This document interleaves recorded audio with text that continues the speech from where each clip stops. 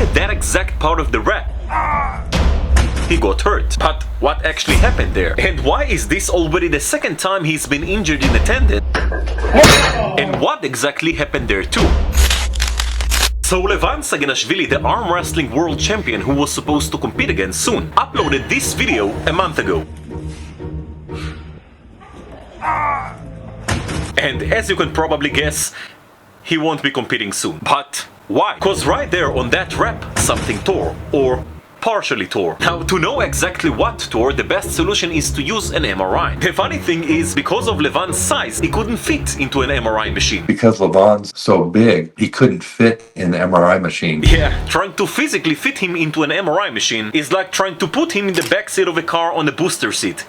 It's not happening. So they went with the next best option, ultrasound. And according to the competition owner, Levan suffered a proximal biceps muscle tear and also a partial tear of the proximal biceps tendon, meaning right up here, closer to the shoulder. But that's completely different from what happened to this guy. Back in 2023, this guy turned on the camera in his car and showed his audience this weird little lump right at the front of his elbow. See me moving this? Look at it move. Yeah, we saw it. No need to show off. Now, if you feel that area in your arm, you won't have a lump here.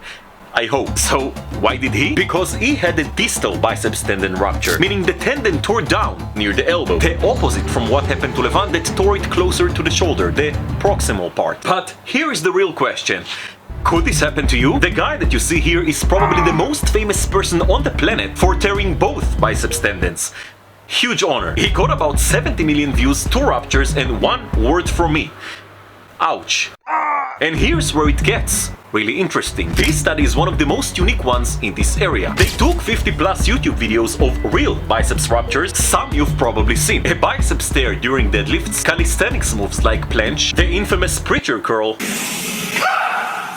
arm wrestling, and analyzed exactly why it happened. First of all, it happened to the people who didn't subscribe. I wouldn't take that chance. Second, except for one case, almost all the injuries happened in supination, meaning when the palm is facing up. Even in deadlifts, it's usually the supinated arm that gets injured, not the pronated one. 3. In none of the injuries was the elbow flexed more than 45 degrees, meaning most ruptures happened either around 0 to 10 degrees or 10 to 45 degrees. 4. Most ruptures happen during an isometric contraction, meaning when the muscle is producing force, but it's not lengthening or shortening. And last one, each injury was accompanied by a sound effect, or a sound defect. Yes, this one. Now, the type of injury Levan has closer to the shoulder often doesn't require surgery in most cases. But here's the thing, this isn't his first rodeo. 2 years ago, when he wrist curled 100 kilos or 220 pounds, in this video he got injured too. And based on what he said, he tore the tendon responsible for wrist flexion.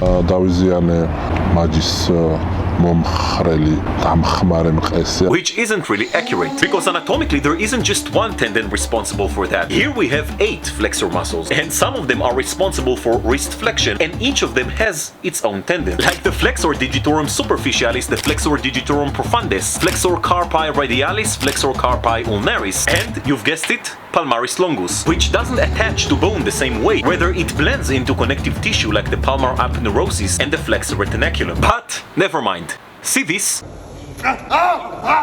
Most tendon ruptures, like this fun rupture, tend to happen when we're trying to control a heavy weight during the eccentric portion, when the muscle is lengthening under tension. That's what happened here in the chest, here in the wrist curl, and likely here again in the new injury. And anabolic substances can make these tendon injuries more common, especially with very high loads and aggressive technique. And a crazy story, in one study that followed lifters with a pectoralis tendon rupture for up to about a year and a half, one participant who also injected anabolic steroids died from heart disease before the study even ended. And nonetheless, based on a lot of data, steroids are a very reasonable explanation for why we see repeated tendon injuries, because anabolic steroids and performance-enhancing drugs in general are linked to a higher risk of tendon ruptures. And that risk can come from a couple of angles. Either a potential tendon structure changes, or because of PEDs you get so much stronger so fast that you start handling loads and training intensities your tendons simply weren't built to tolerate, especially during competition prep. But you don't need to be scared of exercises like preacher curls Planches or bench press. Especially if you're careful, train with loads you're adapted to. If you control your technique. If you use a range of motion your body can actually handle. If you show up to the gym rested after a good night's sleep. And don't turn every set into ego lifting or a moment to impress your crush. Because the only crush you want in the gym is the one you're doing to the weights, not what the weights do to you. Now, I genuinely hope Levan recovers as fast as possible, because in his upcoming match he won't be able to compete. And Devon will step in against Vitaly instead. So, good luck to Devon. And for you, keep training smart, keep training safe. And that's what I'm trying to educate you here in this channel. And especially if you're a teen, stay away from steroids and from Epstein, and focus on slow, steady progress over time. That's how you get stronger and stay healthy long enough to enjoy it. You can support the channel back by joining the membership, leaving a like, subscribing, and watch my other videos. It helps a ton, and I'll see you in the next one.